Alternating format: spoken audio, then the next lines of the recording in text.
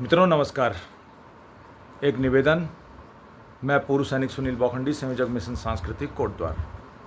साथियों, कोटद्वार में अतिक्रमण पर हम सब बहुत चिंतित हैं और ये अतिक्रमण अगर रोजी रोटी के लिए, रोजगार के लिए होता तो शायद समझ में आता, लेकिन ये तो इंटेंशनली, मित्रों इरादतन कोटद्वार के चौक चौराहे और बहुत ही जो संवेदनशील जगह हैं उनके इर्द गिर्द ये जो समुदाय विशेष बिठा दिया जा रहा है, ये बड़ा चिंता का विषय है। मैं बात कर रहा हूँ आम पड़ाव के डिफेंस लैंड की। क्या जरूरत थी फौज की जमीन पर मुस्लिम अतिक्रमण करवाने की? ये कोटद्वार के जो नेता हैं, ये अपने समाज की क्या सुपन लेके बैठे हुए हैं? मित्रों, ये नहीं चलेगा। फौज की जमीन, डिफेंस स्टेट ऑफिस की जमीन, ये राष्ट्र हित में उपयोग होती है। सेना के द्वारा अपनी जंगी तैयारियों को करने के लिए, प्रशिक्षण के लिए इस्तेमाल होनी चाहिए। बड़े दुर्भाग्य से 1958 से लेकर 1977 तक प्रतिवर्ष के नवीनीकरण के करार पर उस समय की नगर पालिका परिषद कोटद्वार ने डीओ से जमीन लीज पर ली और क्या किया? लिया था उसे खेल के मैदान के लिए और उसमें कुछ और ही खेला कर दिया। मुस्लिम तुष्टिकरण की राजनीति उस समय की कांग्रेस और लगातार उसके बाद कोटद्वार के कांग्रेस के जो तमाम एमएलए और तमाम पार्षद और तमाम लोग इसके ऊपर राजनीति करते हैं, उन लोगों ने फौज के साथ खेला कर दिया। खेल के मैदान के लिए लीज पर नगर पालिका कोटद्वार उधार की जमीन लेती है और उसको मुस्लिम बस्ती में कन्वर्ट कर देती है। और आज की तारीख में तमाम ये जो गौमांस और तमाम जो समाज विरोधी आपराधिक मामले, मारपीट, पहाड़ों के अंदर की चोरियां, लव जिहाद, मजार, मदरसा, मस्जिद, इस तरह की घटनाएं आप समाज के अंदर करवा रहे हैं, इसका जिम्मेदार केवल और केवल ये नेता हैं जो ऐसे अवैध अतिक्रमण करने वाले समुदाय विशेष के सिर पर हाथ फेरते हैं और उसको फिर अपने सभ्य समाज के लिए सिरदर्द बना के छोड़ देते हैं। अरे आप लोग तो 5 साल के लिए आकर के अपना बुढ़ापे का कर्जा मुक्त करवा लेते हैं अपने आप को, लेकिन उस समाज का क्या जिस घर की बहन बेटी भागेगी? आज ट्रेंचिंग ग्राउंड के नाम पर कोटद्वार के अंदर बहुत राजनीति हो रही है। ये 60 बीघा का जो ट्रेंचिंग ग्राउंड प्रशासन के द्वारा दिया गया है, इसके ऊपर मात्र 25 बीघा के ऊपर में काम हो रहा है। 35 बीघा तो ये अतिक्रमण में है और वहां भी आपका समुदाय विशेष घुसा हुआ है। आम पड़ाव में, लकड़ी पड़ाव में, सिंबल चौड़ में, चौक चौराहों में कहां से हटाऊंगा? तिलोतली चौक बड़े निवेदन के साथ, बहुत ज्यादा रिक्वेस्ट करके इस नगर निगम के आयुक्त महोदय, सहायक नगर आयुक्त, इन सबका मैं आभार व्यक्त करता हूं। इन्होंने तिलोतली चौक के फुटपाथ से बहुत अनुनय विनय के बाद, जबकि हम लोग सही बात कह रहे हैं, इन्होंने अतिक्रमण हटा करके हमें दिया। कल जाकर के देखता हूं तो वहां पर कोई मोहम्मद अनस, उसके साथी, ये किसकी सह पर ऐसा करते हैं जो काम कानूनी नहीं है? भाई हम चलेंगे कहां पर कोटद्वार वाले? हम देख रहे हैं कि सड़कों पर ये जो सरकारी पीडब्ल्यूडी महकमे के बनाई हुई जो जनता के पैसे की सड़कें हैं, इनके ऊपर ट्रक चलेंगे, बसें चलेंगी, कार चलेंगी, रिक्शे चलेंगे। आप और मैं पैदल तो फुटपाथ पर ही चलेंगे ना भैया। और वो हमारे कोटद्वार के मेयर महायशस्वी, 2007 से 2012 तक आप भाजपा के और 2012 से 24 तक आप कांग्रेस के, उसके बाद फिर भाजपा के। मतलब जो हम जंपिंग जेट का वो जो, मैं उनके राजनीतिक करियर पे कुछ नहीं जाता, उनकी निष्ठा कांग्रेस में है या भाजपा में है, मुझे उससे कोई लेना देना नहीं। मुझे लेना देना ये है कि आपने जो गोखले मार्केट का 2.5 और 2.5 5 फुट ये जो नजेबाद बिजनौर को पालने के लिए दिया है, 4 बीबी और 40 बच्चे, मैं जानना चाहता हूं कि आप कोटद्वार के मेयर हैं या नजियाबाद के समुदाय विशेष के? ये तुष्टिकरण की नीति इस कोटद्वार को कहां ले जाएगा? मित्रों आप लोग डिसाइड करें। और मेयर महोदय कुछ भी कहीं पर भी कुछ भी कर देंगे। इस कोटद्वार का जो पुलिस प्रशासन है, यहाँ का जो राजनीति है, वो बेशर्म हो चुकी है। मैं बहुत जिम्मेदारी से वर्ड यूज़ कर रहा हूँ। आप थाने में जाइए, उसको अगर कोई पुराना मुकदमा, कोई पुरानी गलतियां, कोई अपराध का मामला होगा, वो हाथ झाड़ लेगा, टोपी झाड़ लेगा, कहेगा मेरे टाइम पर ऐसा नहीं हुआ, ये पहले की बात होगी। इसी प्रकार से आ जाते हैं हम यहाँ पर। ये पुलिस की बात मैंने करी, बहुत जिम्मेदारी से बोल रहा हूँ, पुलिस के जिम्मेदार अधिकारी का ये बयान है। वहीं दूसरी तरफ हम आ जाते हैं यहाँ पर तहसील के अंदर में। तहसील के अंदर में आप जाएंगे तो गोया इनका हैंडिंग टेकिंग ओवर होता ही नहीं। अगर पुराना कोई तहसीलदार है या एसडीएम है, वो किसी मुद्दे पर कुछ काम करके गया है, तो नया वाला जो आया है राजनीतिक प्रेशर में, ये यहाँ से वहाँ पटके जाते रहते हैं। जिसने राजनीतिक दलों के नेताओं के मनमर्जी का काम किया तो किया, नहीं तो उसको जो है एलएमपी कर दिया। मैं उदाहरण देना चाहूँगा, जो पहले के यहाँ अभी विगत कार्यकाल में, अभी 2024-25 तक जो एसडीएम रहे हैं, सैनी जी, सोहन सैनी, वो भ्रष्टाचार के आरोप में यहाँ के बार काउंसिल कोटद्वार के द्वारा लगातार आंदोलन करके उनको यहाँ से कि 143 का 5,000 रुपया, तमाम तरह के उन्होंने उनके ऊपर इस तरह के भ्रष्टाचार के आरोप लगा करके उन्हें पोस्टिंग करवाया। उन आरोपों में क्या दम है क्या नहीं है, ये कोटद्वार का ये बार काउंसिल जाने या फिर जाने वो एसडीएम साहब। लेकिन वर्तमान में जो व्यक्ति वहाँ पर आते हैं, उनकी जिम्मेदारी में जैसे ही कोई बात आप लेके जाते हैं तो वो भी यही जवाब देते हैं, साहब वो पहले की बात है। मतलब कोई अकाउंटेबिलिटी नहीं। मतलब ये तो ठीक उसी प्रकार का काम हो गया कि जो 1990 में कश्मीरी हिंदुओं का नरसंहार और घर छोड़ने के लिए जिस तरह का वातावरण बनाया गया, तो उसके बाद में किसी न्यायालय ने उसको सुनना ही मंजूर नहीं किया। न्याय कौन देगा? उस घटना की कोई सुनवाई नहीं होगी। ऐसे ही कोटद्वार का तमाम मालन पुल किसने तोड़ा, तो जो मौजूदा विधायक हैं उनको उसका कोई मतलब ही नहीं है। मतलब मालन पुल तोड़ा 2017 से 2022 के विधायक के कार्यकाल में अवैध खनन की अंधाधुंध हरकतों की वजह से अगर मालन पुल ढह जाता है तो वर्तमान विधायक बिल्कुल क्लीन चिट है, साहब ये मेरे टाइम का नहीं है। यानी कोई अकाउंटेबिलिटी नहीं। इस बात का बड़ा दुख है मित्रों, मैं बता देना चाहता हूँ। सरकारी विभागों में हैंडिंग टेकिंग ओवर है। कितना काम हुआ, कितना काम बाकी है। आप आज अपने कार्यालय से जा रहे हैं, चाहे वो पीडब्ल्यूडी डिपार्टमेंट हो, चाहे जल संस्थान, जल निगम, कोई भी विभाग हो, व्यक्तियों का, अधिकारियों का, कर्मचारियों का आना जाना लगा रहेगा। लेकिन आपकी अकाउंटेबिलिटी जनता और आपके कर्तव्य के प्रति, जिससे आपका परिवार, बच्चे पल रहे हैं, स्कूलों की मोटी फीस जा रही है, आप कारों में घूम रहे हैं, जो कुछ लग्जरीज आप अवेल कर रहे हैं, सर कुछ तो इसमें जिम्मेदारी रखिए।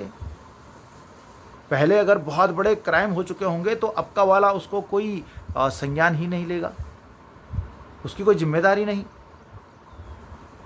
क्यों नहीं मालन पुल के टूटने के कारकों, कितना नुकसान कोटद्वार के राजस्व को हुआ, नदियों को हुआ, इस चीज़ की गणना करने के लिए क्यों नहीं आयोग बिठाया गया? आयोग तो तब बिठाएंगे जब तुम खुद पाक साफ होंगे। बड़े दुख से कहना पड़ रहा है।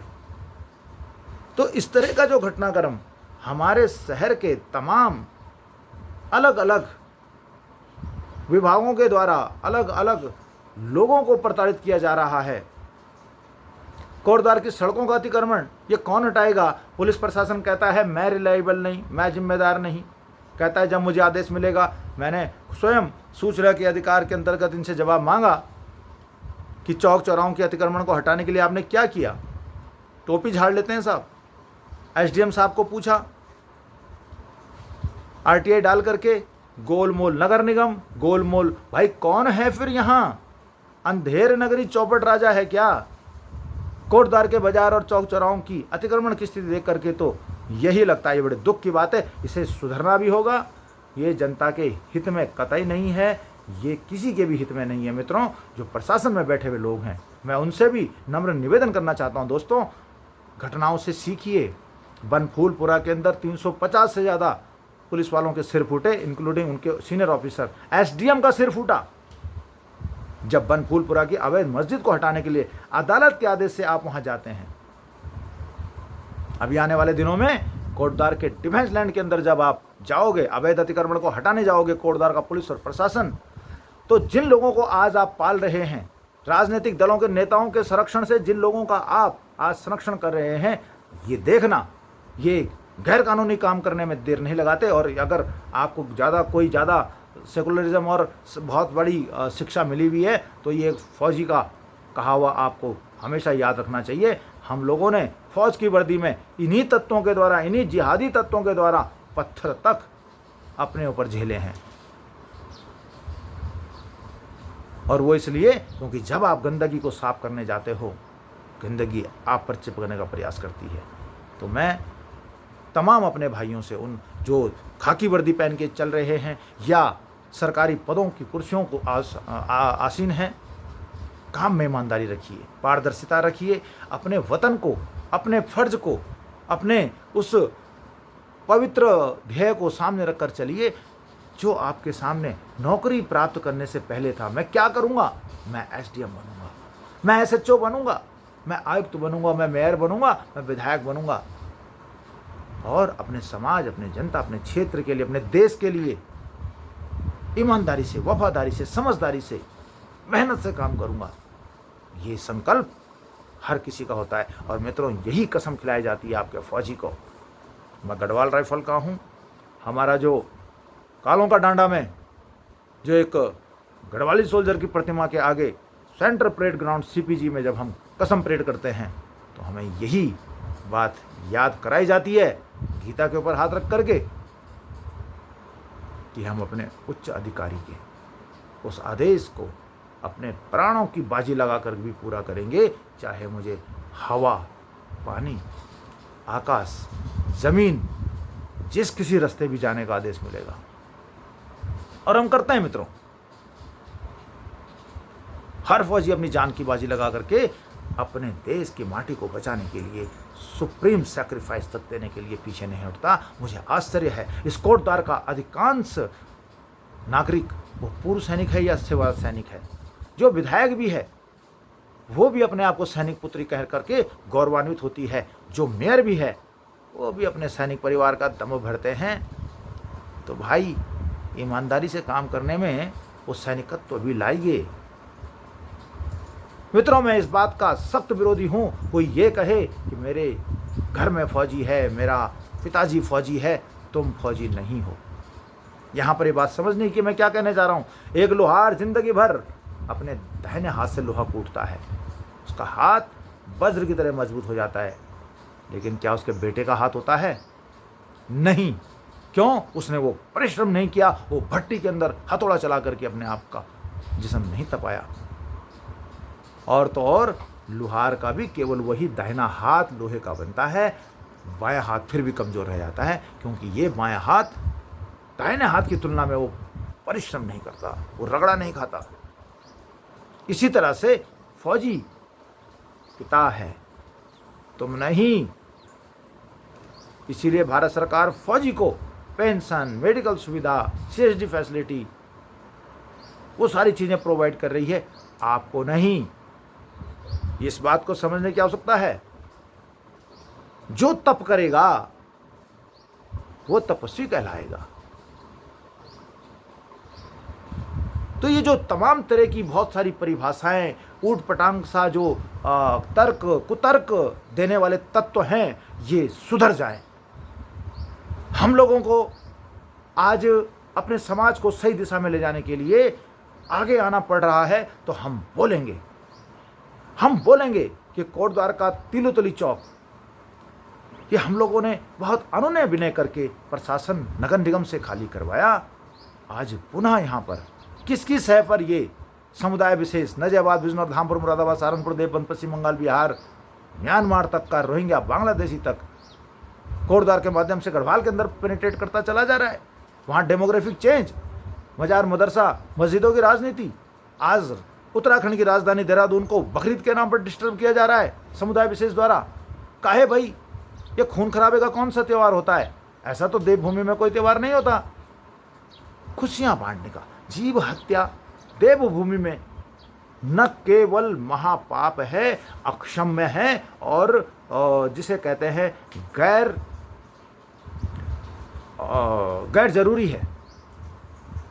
एक दूसरा शब्द इसमें आता है गैर जरूरी के साथ साथ अवांछनीय तो है ही, गैर वाजिब है।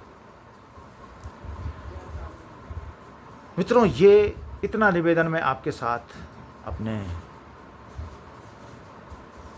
मन के उद्गार को, और अगर हमें आप कोटद्वार का पुलिस प्रशासन, राजनीति ये अगर वार्म अप करना चाहेगी या फिर प्रोवोक करोगे और हमें मोरल पुलिसिंग करनी पड़ी, तो हम एक सम्मानित पूर्व सैनिक जरूर हैं, लेकिन रिटायर्ड नहीं है। जी हाँ, हमने केवल वर्दी ही बदली करी है, बेल्ट ही उतारा है। हम अपने समाज के लिए, उस चुनौतियों के लिए, उन तमाम लोगों से, उन तमाम तत्वों से, उन तमाम विचारधाराओं से सामने से, फ्रंट से टकराने के लिए उद्यत हैं, जो हमारे समाज को, हमारी संस्कृति को, हमारे क्षेत्र को गलत दिशा में लीड कर रहे हैं। मैं भटकने नहीं दूंगा। और ये रास्ता हमें दिखाता है हमारी सनातन संस्कृति। महाजनों येन गता स पंथा, जिस रास्ते से हमारे महापुरुष होकर चले गए वही असली रास्ता है, और वो रास्ता हमें पता है। वो रास्ता है समझदारी का, ईमानदारी का, वफादारी का और देश सेवा का, समाज सेवा का। समाज के लिए कुछ करते नहीं, जेबें अपनी भरते रहते हो, ये तो कोई समाज सेवा नहीं भी। तो ये जो अतिक्रमणकारी हैं और जो अतिक्रमण करवाने वाले हैं, ये वॉकअप हो जाए। जी हाँ, ये जाग जाए। हम लोगों ने एक विचार संगठन प्रारंभ किया है, मिशन सांस्कृतिक कोटद्वार। वर्ष 2020 विजयदशमी से कोटद्वार की गली गली में, हर चौक चौराहे पर हम अपनी इस धर्म धात को, इस जन जागरण की महाअभियान को, मित्रों विकास तो तब मिलेगा ना अपने लोगों को। आप इसको इस रूप में समझिए कि अगर आपके पेट में कीड़े हैं, आप कितना भी काजू बादाम ड्राई फ्रूट्स बढ़िया से बढ़िया डाइट लीजिए, वो कीड़े आपकी उस डाइट को खा जाएंगे और आप रहेंगे यूं। और जैसे ही बरसात और सर्दी आएगी, आप रोगग्रस्त हो जाएंगे। कारण क्या है? आपके शरीर के अंदर जो कीड़े, कृमि, जो पैरासाइट्स हैं, इन सामाजिक पैरासाइट्स को आप समझिए। एक जिम्मेदार नागरिक अपने बच्चों को लिखाता, पढ़ाता, देश का एक सभ्य नागरिक बनाता है, देशभक्ति का भाव उसके मन में भरता है और उसको सही जगह पर स्थापित करता है। वो जीवन भर देश और समाज के लिए एक एसेट बन जाता है। और एक व्यक्ति और एक समाज, एक सोच ऐसी है कि हमने केवल और केवल इतने बच्चे पैदा करने हैं कि कल वो चाहे अनपढ़ हों, कुसंस्कारित हों, अपराधी हों, हत्यारे हों, बलात्कारी हों, जिहादी हों, वो इतनी तादाद में हो जाएं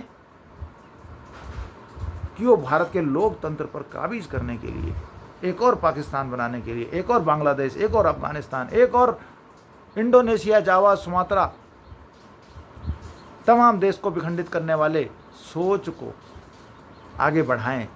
ई चौलबे ना। देश जाग चुका है। मोदी जी के नेतृत्व में, योगी जी के नेतृत्व में, हेमंत बिश्व शर्मा से लेकर के और उत्तराखंड के मुख्यमंत्री धामी की नाम की भी अभी यूनाइटेड नेशंस ऑर्गेनाइजेशन में, राष्ट्रीय स्वयंसेवक संघ, बजरंग दल, विश्व हिंदू परिषद, इन सब पे प्रतिबंध लगाने की मांग करने वाले तत्व ये बात बता चुके हैं कि जी हाँ, ये काम कर रहे हैं, ये सही दिशा में काम कर रहे हैं। और समझने की आवश्यकता, समुदाय विशेष जिनके पुरखे ज़्यादा नहीं, 1, 2, 4, 6 पीढ़ी पहले सनातनी ही थे, राम नाम लेकर के ही वो मरे हैं। उनको अपने पूर्वजों के उस डीएनए में आज खोट नजर आता है। होली, दिवाली मनाने वाला समाज बकरे के काटने में खुश होगा, इस हत्या में वो खुश होता है। ये वहां चलाइए, मक्का, मदीना, वेरेवर, आप वहां चलाइए ये सारी चीजें। भारत इस चीज के लिए नहीं बना। भारत सनातन का देश है। भारत राम कृष्ण की भूमि है। भारत गुरु गोविंद सिंह महाराज, छत्रपति शिवाजी, महाराणा प्रताप की भूमि है। भारत भगवे की भूमि है। यहाँ इस तरह का जो जीव हत्या का, यहाँ बुद्ध हुए, और बुद्ध वो थे जिन्होंने कहा अपने भाई से कि तुमने इस हंस को तीर मारा है और मैंने इसे आश्रय दिया है, इसलिए ये हंस मेरा है। मित्रों, उसी तरह से मैं हर मुसलमान में एक कन्वर्टेड हिंदू को देखता हूँ, हर मुस्लिम बहन में, बुर्का के अंदर में, वो गर्मी में उस काले लबादे के अंदर जो छटपटा रही बहन है, गर्मी से परेशान है, उसे भी मैं एक कन्वर्टेड हिंदू बहन के रूप में ही देखता हूँ। अपने समाज के ऐसे टूटे हुए अंगों को देख करके मन चीत्कार करता है। हमने इतिहास को देखा है, हमने देश के अन्य अन्य हिस्सों में, जम्मू कश्मीर से लेकर, असम से लेकर, नॉर्थ ईस्ट से लेकर के तमाम कोने कोने में, राजस्थान की भूमि में रेत हमने फांकी है, गुजरात की भूमि पर हमने अपना खून पसीना बहाया है। देश ही नहीं, देश से बाहर जाकर के भी राष्ट्र विरोधी, देश विरोधी तत्वों को मिट्टी में मिलाने का काम किया है। तो हम इस अनुभव को आप सबके सामने इसलिए रख रहे हैं, सुधर जाइए, नहीं तो सिधर जाओगे।